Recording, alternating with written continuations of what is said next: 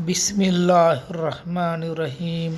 अस्सलामुअलैकुम प्यारे तलबा, इस वीडियो में मैं आप तमाम का इस्तकबाल करता हूँ। जमात हफ्तुम मज़मून साइंस सबक नंबर 5 ग़िज़ाई अशिया की हिफाजत। हम आज इस सबक के दूसरे टॉपिक को समझने की कोशिश करेंगे। ग़िज़ा की बर्बादी, फूड वेस्टेज। ग़िज़ा कहाँ कहाँ और किस तरह ज़ाय होती है। हमारे मुल्क ने साइंस और टेक्नोलॉजी की मदद से मुख्तलिफ़ किस्म के अनाजों, फलों, तरकारियों, मछलियों की अफ़ज़ाइश, दूध और उससे बनने वाली अशिया की पैदावार में बहुत तरक्की की है।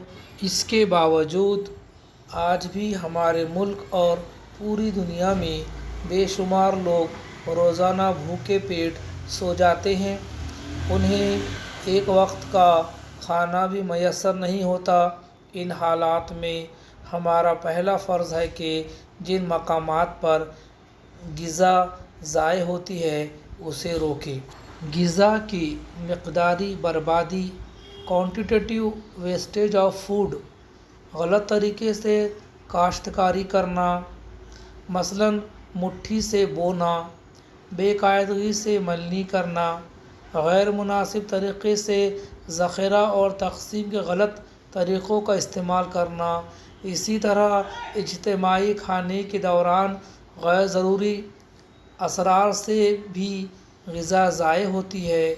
इस वजह से ग़िज़ा की मिक़दारी बर्बादी होती है, क्योंकि ज़ाय होने वाले ग़िज़ा दूसरों को दी जा सकती है। ग़िज़ा कैसे बर्बाद होती है इसे हम समझेंगे। ग़िज़ा की बर्बादी, क्वालिटेटिव वेस्टेज ऑफ फूड।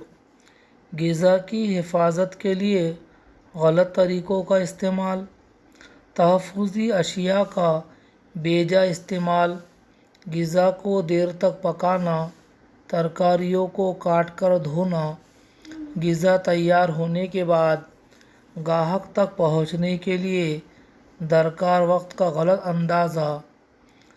इसी तरह अंगूर, आम वगैरह के नामुनासिब नक़ल व हमल भी बलिहाज़ मेयार ग़िज़ा की बर्बादी के असबाब है।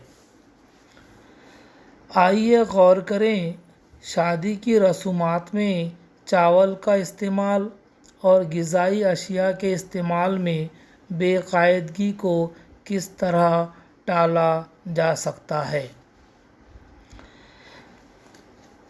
ग़िज़ा को बर्बाद होने और ख़राब होने से बचाने में हम क्या रोल अदा कर सकते हैं। नंबर 1, जितनी ज़रूरत हो रिकाबी में उतनी ही ग़िज़ा लें। नंबर 2, ग़िज़ा को ज़्यादा ना पकाएं। नंबर 3, बचा हुआ खाना ना फेंकें, उसे मुनासिब तरीक़े से इस्तेमाल करें। नंबर 4, ज़रूरत के मुताबिक ही अनाज, फल, तरकारियाँ ख़रीदें, ज़्यादा की चाह ना करें। नंबर 5, अनाज और उसी तरह की दूसरी चीज़ों का ज़ख़ीरा मुनासिब तरीक़े से करें, मसलन फल, तरकारियाँ, दूध वगैरह। नंबर 6, हवाबंद डब्बों और मर्तबानों में महफूज की हुई ग़िज़ाएँ ख़रीदते वक्त इस्तेमाल की मुद्दत और मुनासिब मुद्दत में ये ग़िज़ा इस्तेमाल करें। हम जब कोई चीज़ ख़रीदते हैं बंद डब्बों की, तो उस पर मैन्युफैक्चर डेट और एक्सपायरी डेट देखें। नंबर 7, रिकाबी में ली हुई तमाम चीज़ें खाएं, उन्हें बचाकर ना रखें। इस तरह हम ग़िज़ा को बर्बाद होने से बचा सकते हैं। अब हम देखेंगे ग़िज़ा का ज़ख़ीरा करना और उसकी हिफाजत करना। Food storage and preservation. आपने पिछली जमात में غذا کو سرد کرنے فریزر میں، خشک کرنے ابالنے، ہوا بند ڈبے میں رکھنے جیسے غذا کو محفوظ کرنے کے طریقوں کی معلومات حاصل کی ہے۔ ان مختلف طریقوں کے ذریعے غذائی اشیاء میں ہونے والے خوردبینی جانداروں کی افزائش روکی جا سکتی ہے اور غذا محفوظ رہتی ہے۔ اب ہم دیکھیں گے کہ ہم غذا کی دیکھ بھال کیسے کریں گے۔ غذا کی دیکھ بھال اور اس کی حفاظت۔ غذا کی حفاظت مختلف وجوہات سے غذا میں خوردبینی جانداروں کی افزائش ہو کر غذا کا خراب ہونا، کیڑے لگنے سے غذا کو محفوظ رکھنا یعنی غذا کی حفاظت۔ غذا کا تحفظ غذا میں شامل اجزاء میں ہونے والی مضر یعنی نقصان دہ تبدیلی سے غذا کو بچانے اور اسے طویل عرصے تک بہتر حالت میں رکھنے کے لیے تحفظی اشیاء جو آپ نے چھٹی جماعت میں پڑھی ہے، تحفظی اشیاء کا استعمال کیا جائے۔ اس طریقے کو ہم غذا کا تحفظ کہتے ہیں۔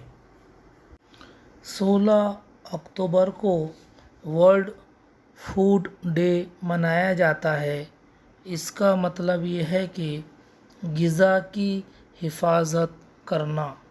یہ دن ہمیں یاد دہانی کراتا ہے کہ ہم غذا کی حفاظت کریں۔